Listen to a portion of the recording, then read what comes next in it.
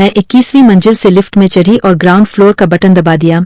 Evening walk पर लगभग इसी समय निकलती हूँ। 20वीं मंजिल पर लिफ्ट रुकी। एक सुंदर सी लंबी गोरी और आकर्षक नैनक्स वाली प्यारी सी लड़की चढ़ी। उसे देखकर मन का पक्षी चहक उठा कि काश यह मेरी बहू बन जाए। पिछले 1 वर्ष से पूरे जोर-शोर से अपने आकर्षक एवं स्मार्ट इंजीनियर बेटे के लिए एक प्यारी सी बहू की तलाश में हूँ। कुछ सोचकर उससे बोली, बेटा आप इसी टावर में रहते हो? जी आंटी, उसने संक्षिप्त जवाब दिया और फिर अपने मोबाइल पर नजरें गड़ा दी। मुझे बहुत गुस्सा आया कि अजीब है, बस जी कह दिया और मेरी बात को आगे बढ़ाने से पहले ही विराम दे दिया। ग्राउंड फ्लोर पर आते ही वह तेज कदमों से चल पड़ी। शायद वह भी वॉक पर निकली थी। कानों में ईयरफोन लगाए बातों में मशगूल हो गई। मैंने भी वॉक शुरू कर दी। वह आगे आगे और पीछे पीछे। मुझे एक पेड़ के फूल बहुत अच्छे लगते थे और रोज 5 मिनट वहां बैठकर खुशबू का आनंद लेती थी। आश्चर्य के वह भी उसी पेड़ के पास रुकी। फोन सुनते हुए खुशबू का मजा लिया। मेरा ध्यान पेड़ और उसके फूलों में कम लड़की की तरफ ज्यादा था। मैं चल पड़ी लेकिन वह देर तक फोन करती खड़ी रही। अब वह मेरे पीछे और मैं उसके आगे। मैंने जानबूझकर पीछे नहीं देखा कि कहीं वह यह ना समझे कि उसे देख रही हूं। मेरा मन हुआ कि अभी मोबाइल चलाऊं। हालांकि मुझे पता था कि मेरा नेट नहीं चलेगा क्योंकि घर में वाईफाई से कनेक्ट है। बेटा कहता है मम्मी रिचार्ज करवा लो, लेकिन मैं ही मना कर देती हूँ। मैं घर में ही तो रहती हूँ, फिर रिचार्ज करवाने से क्या फायदा। तभी ओपन जिम आ गया। साइकिल चलाने लगी। वह भी व्यस्त हो गई। जब वह बेंच पर बैठी तो अभी उसकी बगल में बैठ गई। मुझे उससे बात करने की तरकीब सूझी। बेटा देखना मेरा नेट नहीं चल रहा है। वह कानों से ईयरफोन निकालकर बोली, आंटी आपने कुछ कहा क्या? उसकी शहद जैसी मीठी आवाज सुनकर मन में गुदगुदी हुई। काश यह मेरी बहू बन जाए। बेटा देखना मेरा नेट क्यों नहीं चल रहा है? उसने तुरंत मेरा मोबाइल देखा और बोली, आंटी लगता है आपका प्लान खत्म हो गया है। रिचार्ज करवाना होगा। मुझे मौका मिल गया। हालांकि रिचार्ज करा सकती थी, फिर भी अनजान बनकर बोली, प्लीज बेटा मेरा रिचार्ज कर दो। मेरा बेटा बाहर गया हुआ है, उसका फोन भी नहीं लग रहा है।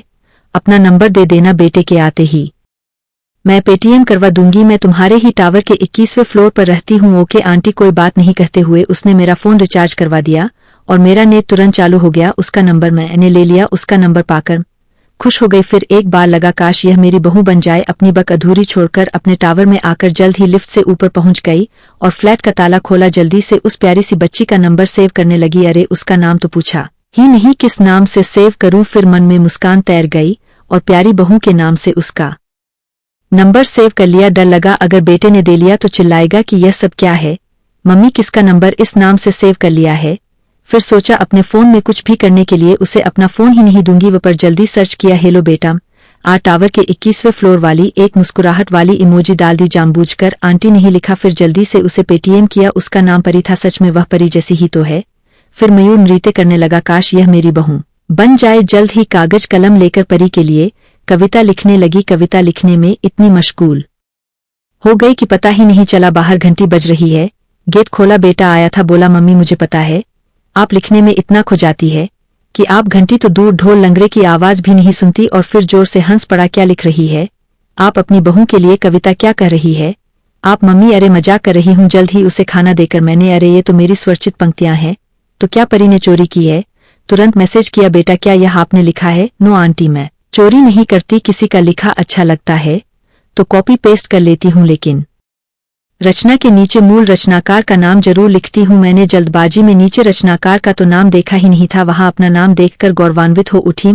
उसके विषय में जानने के लिए उत्सुक थी। सो बोली, बेटा आपको वैसे यह पंक्तियां मिली कहाँ से? बस यूं ही चैटिंग के मूड में थी। मन मारकर शुभरात्रि लिखना पड़ा। सुबह सुबह जी चाहा सुंदर सी कुछ पंक्तियां लिखते हुए उसे कोई अच्छा सा सुप्रभात संदेश भेजूं, लेकिन फिर यह सोचकर नहीं किया कि कहीं वह यह ना समझे कि जबरदस्ती उससे चिपक रही हूं। दूसरे दिन मॉर्निंग वॉक के लिए जैसे ही लिफ्ट में चढ़ी और लिफ्ट 20वीं मंजिल पर रुकी तो वह लिफ्ट में आई। मेरी खुशी का ठिकाना नहीं रहा। सुबह सुबह फूल जैसे खिले खूबसूरत चेहरे को देखकर मेरा दिल खुशगवार हो उठा, लेकिन उसने मुझे देखा तक नहीं। किसी से फोन पर व्यस्त थी। मुझे गुस्सा तो बहुत आया, पर क्या कर सकती थी। ग्राउंड फ्लोर पर आते ही वह तेज कदमों से सोसाइटी के गेट से बाहर निकल गई। इतनी सुबह सोसाइटी गेट से बाहर निकलने की क्या जरूरत है जब सोसाइटी में वॉक करने की इतनी जगह है? यह क्या सोचने लगी गई होगी किसी काम से? उसकी चिंता सी होने लगी क्योंकि कुछ दिनों पहले ही सुना था सोसाइटी के बाहर दूसरी तरफ वाले रोड पर कुछ बदमाशों ने एक महिला की चैन छीन ली थी। बक के बाद जब टावर पहुंची तो उसे लिफ्ट का इंतजार करते पाया। एक हाथ में दूध की थैली और ब्रेड थी और दूसरे हाथ में सब्जी की थैली थी। अच्छा तो यह लेने गई थी। जैसे ही लिफ्ट ग्राउंड फ्लोर पर रुकी हम दोनों एक साथ अंदर चले गए। नहीं 2021 फ्लोर का बटन दबा दिया। बेटा आप अकेले रहते हो? जी आंटी, खाना खुद बनाते हो या मेड से बनवाते हो? खाना खुद बनाती हूँ, मेड सफाई और बर्तन के लिए रखी हुई है।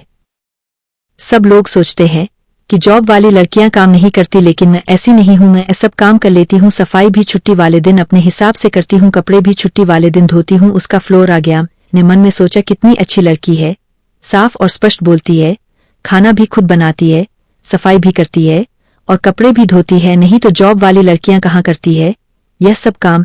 मन ही मन मुस्कुराए कि काश यह मेरी बहू बन जाए तो खूब जमेगी हम दोनों की। जब सास बहू साथ साथ बैठेगी, अब धीरे धीरे हम दोनों की सुबह शाम नियमित मुलाकात होने लगी। हम दोनों की खूब जमने लगी। अब हम एक दूसरे की आदतों, पसंद नापसंद और व्यवहार भी समझने लगे थे, इसलिए एक दूसरे से कुछ कहे बिना एक दूसरे की बात समझ जाते थे। अच्छी अंडरस्टैंडिंग हो गई थी हमारी आपस में। फोन पर खूब बातें भी होने लगी थी। जब भी उसे ऑफिस से आने में देर हो जाती तो चिंतित हो उठती और उसे फोन करती तो वह जलाकर बोलती कि आप भी ना कोई छोटी बच्ची थोड़े ही हूं। और जब मुझे कभी कोई तकलीफ हो जाती और वह मेरी चिंता करती तो मैं भी गुस्से से कहती कि कोई छोटी बच्ची थोड़ी हूं जो मेरी चिंता कर रही हो। मुझे लिखने का शौक था, उसे पढ़ने का, बस उसकी एक आदत मुझे बुरी लगती थी, उसका देर रात तक जागना। जब मैं कुछ कहती तो वह बोलती आंटी दिन में तो ऑफिस की वजह से टाइम नहीं मिलता, इसलिए रात में वफ और आने हमें देर रात जागने पर मजबूर कर दिया है। आप इन तीनों को ही कोस, मुझे नहीं, वैसे आपके भी तो यह दोस्त है। जब वह हंसकर यह कहती तो मैं भी अपनी हंसी रोक नहीं पाती थी कि बात तो वह सही कह रही है। धीरे धीरे एक महीना गुजर गया। एक सुबह वह उदास स्वर में बोली, आंटी मुझे जल्द ही यह फ्लैट छोड़ना होगा, क्योंकि मेरा बॉयफ्रेंड चाहता है कि मैं उसके साथ किसी दूसरी सोसाइटी में रहूं। यह सुनकर मेरा दिल टूट गया, साथ ही उसे बहू बनाने का सपना भी। बेटा बुरा ना मानो तो एक बात बोलूं? जी जरूर बोलिए। शादी से पहले इस तरह साथ रहना गलत है आंटी। वह चाहता है कि कुछ समय हम साथ गुजार, जो यहाँ संभव नहीं है। उसे यहाँ क्या परेशानी है मालूम नहीं। कल शाम को वह मुझे एक कॉफी हाउस में मिलेगा, आप भी वहां आइए और उसे यह बात समझाना कि वह जल्द शादी करे, क्योंकि मैं भी इस तरह अब मिल नहीं सकती। नहीं बेटा, कौन हूं समझाने वाली, मैं क्यों टोका टाकी करूं? तुमने ही तो टोका टाकी के लिए मना किया है आंटी। जब बच्चे गलत राह पर जा रहे हो तब बड़ों की टोका टाकी जायज है। ठीक है, वह कब आ रहा है?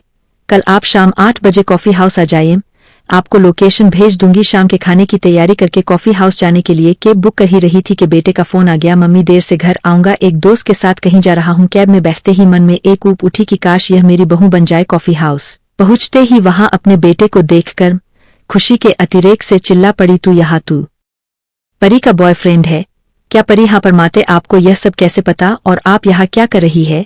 आपको परी के बारे में वह सब पकाया जब तक परी भी आ गई, आप इसे जानती है? आंटी वह हकला हुए बोली, इसे क्या, इसके पूरे खानदान को जानती हूँ। इसने ही मेरी कोख से जन्म लेकर मुझे माँ बनने का गौरव प्रदान किया है, लेकिन आपने कभी जिक्र नहीं किया अपने साहबजादे का। परी मुस्कुरा कर बोली, हाँ माँ, आपने भी कभी मुझे नहीं बताया कि यह आपकी दोस्त है। बेटा भी अचरज भरे स्वर में बोला, बेटा माँ हूं तुम्हारी। तुम धीरे धीरे देर रात जो फोन पर बताते थे मुझे तभी शक हो गया था कि कुछ तो है। थोड़ी सी मशक्कत करने पर मैंने तुम दोनों की प्रेम कहानी जान ली और भविष्य में अपनी बहू के साथ तालमेल स्थापित करने के लिए यह सब नाटक रचा और तुम दोनों को भनक भी नहीं होने दी। जय हो माते, आपको तो सीआईडी में होना चाहिए। कहते हुए वह मेरे कदमों में झुक गया। परी भी बोली, मान गए आपको होने वाली सासू माँ उर्फ सीआईडी प्रदुमन, और मेरे गले से लग गई। काश यह मेरी बहू बन जाएगा। मेरा सपना पूरा हो गया था। मेरा बेटा अब तक मामला छिपा रहा था, क्योंकि परी की जात कुछ और थी और हमारी ऊंची थी। बेटा घबरा रहा था कि मैं इनकार ना कर दूं, मगर मैं तो उसे कब की बहू मान चुकी थी। और फिर असली मोहर लगाने के लिए इन्हें उसके माता पिता को जल्दी ही अपने घर आने के लिए निमंत्रित कर दिया। तो दोस्तों, अगर आपको यह कहानी अच्छी लगी हो तो वीडियो को लाइक करें और ऐसी ही अन्य कहानियां सुनने के लिए हमारे चैनल को सब्सक्राइब अवश्य करें।